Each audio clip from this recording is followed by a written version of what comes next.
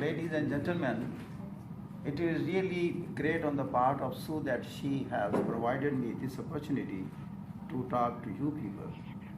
My today's subject is creativity, why certain people are more creative than others. I will be talking for 15 minutes around. If you have any question, you can ask me the question, and it will be a pleasure for me to answer and respond to your questions on this topic. I think this is a very important topic because this is going to add life to our lives, importance to our lives, and helping us to earn our due share of respect and recognition in the society, which most of the people don't have before touching the graveyard. And this small effort would be to help all we people. That is basically a lesson to me as well. How we can help ourselves in building our personality so that we are a very useful entity, contributing entity on this planet for the society, for the human beings, for our nation, for country, for our family, and for ourselves.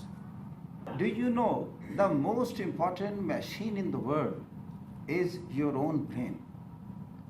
And it is very astonishing that we are not making use of that machine as we have to make use of that.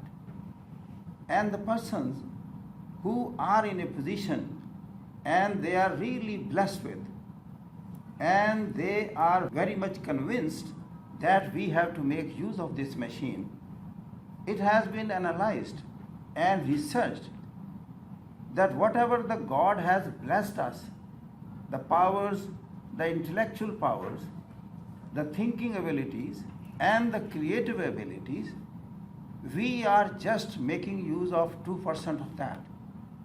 98% of our potential and creativity is going useless and going to the graveyards, and that is a big tragedy.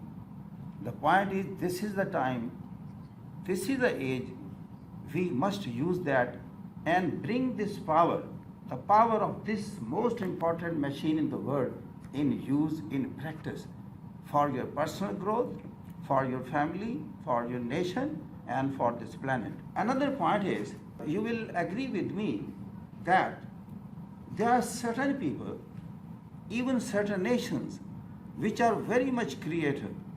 All inventions and discoveries are taking place there, but there are certain nations and countries where inventions or discoveries are not taking place.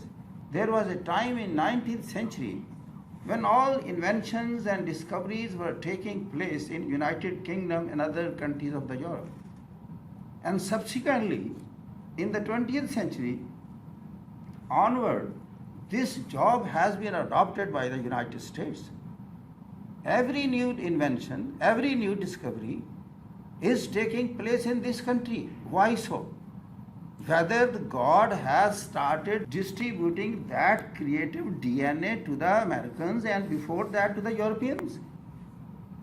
Why for the last 400-500 years no invention and discovery has taken place in Asia, Africa, and Latin America? This must be a question before us.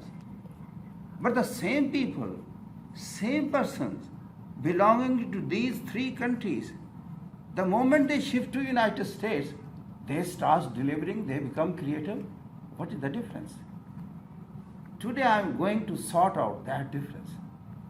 Number one thing, the most important thing, is the conducive environment in which your latent faculties, your dormant faculties gets activated. They started thinking, they started contributing and delivering. And the environment which we have in our countries, in our educational institutions, even in our surroundings, and the people with whom we interact, they are so discouraging, they are so contributing towards your growth and of personality, that your faculties got latent and dormant. DNA factor I have pointed out, and my Third point is conducive environment I have talked about. And the fourth thing is God has blessed everybody with certain peculiar and distinguished traits and characters.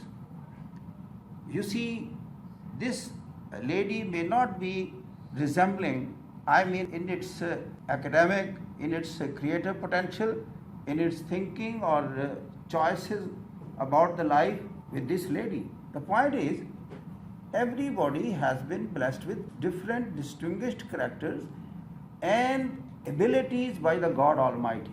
The most important thing is we have to identify, figure out and find those different qualities which God has specially conferred on us. After identifying that, we call it generally know thyself. You have to know about yourself. The moment you know yourself, your liking and disliking, and then align your profession and pick up the profession which relates to your passion, then you are on the right track. That must be the first point in our lives. We have to pick up a profession which align or which correlates with our passion, with our mental liking, or which is away from our disliking. Afterward, we have to develop ourselves in that pursuit or in that professional domain. We have to study more, we have to interact with those people who are concerned with that profession. That must be a continuous process because things are changing all the time and we have to adapt ourselves and adjust ourselves with the changing environment because the society and the human beings, they are always moving forward, coming up, progressing and developing. And we have to keep pace with that changed environment around us. Then, in this pursuit, you will receive so many setbacks. This is a very, very common phenomenon and this is natural. Life is not a smooth sailing ship. Even the most successful person in the world, everybody, every person, every top successful person and top achievers has to face certain difficulties and setbacks. This is part of life.